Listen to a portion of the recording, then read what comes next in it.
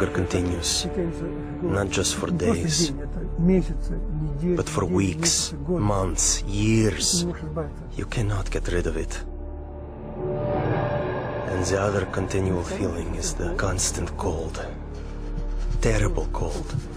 Sometimes I felt as if my blood circulation was slowing down. I was personally amazed at the power of endurance, because by all accounts, I should have become seriously ill and died a long time ago.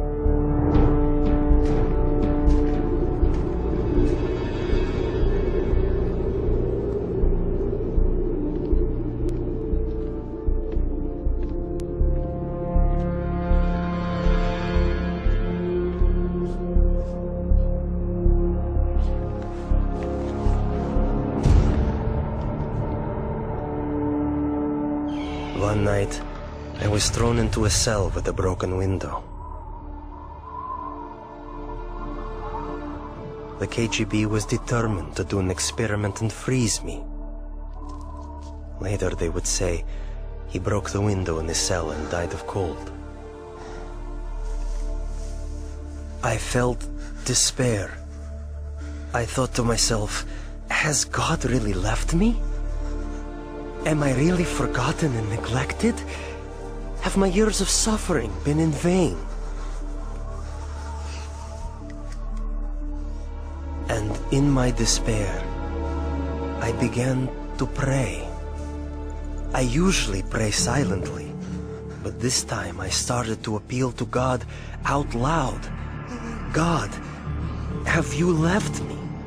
My cries were bursting from a heart literally in utter despair.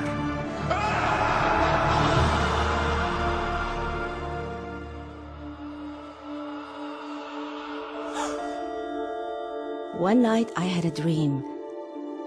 In my dream, I was told to pray for Alexander. I had no idea who Alexander was. But I told my church, and we began to pray for him.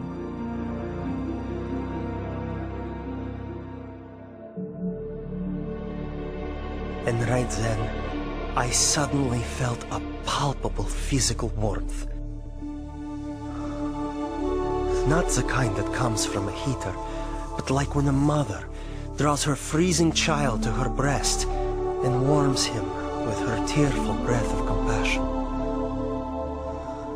It was a very living, human warmth. It penetrates you as if piercing you to the heart. And inside your heart, a spring opens up, out of which flows peace. A wonderful, magnificent, soothing peace.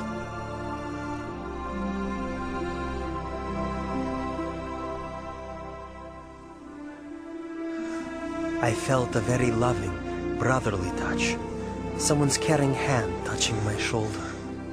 I actually felt it. And this gesture represented the words, "You are not alone. You are not abandoned. We are with you. We are sharing your suffering." This warmth was the energy God gave me to feel physically the heat of prayer with my own skin, my own being. As if the prayers converted the energy of love into the energy of warmth.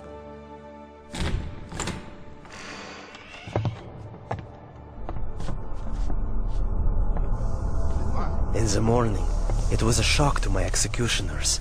They couldn't understand. I wasn't simply alive, but my temperature was the same as that of a normal person. I heard the doctor explaining to my executioners in the corridor, "This is impossible. We can't explain it." About 6 months later, we received a letter from Open Doors to pray for Alexander. And we finally found out who this Alexander was. We had been praying for 6 months without knowing anything about him. Alexander had started a Christian movement that spread across the Soviet Union. For this crime against the state, he was imprisoned to a labor camp in northern Siberia. the death sentence zone. It so happened that many people began praying for me.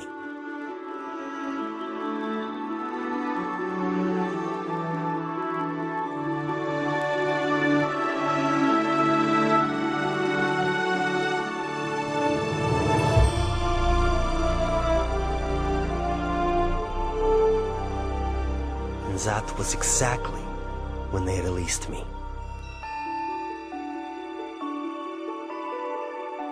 Prayer opened the prison doors, and as the gospel affirms, set the captives free.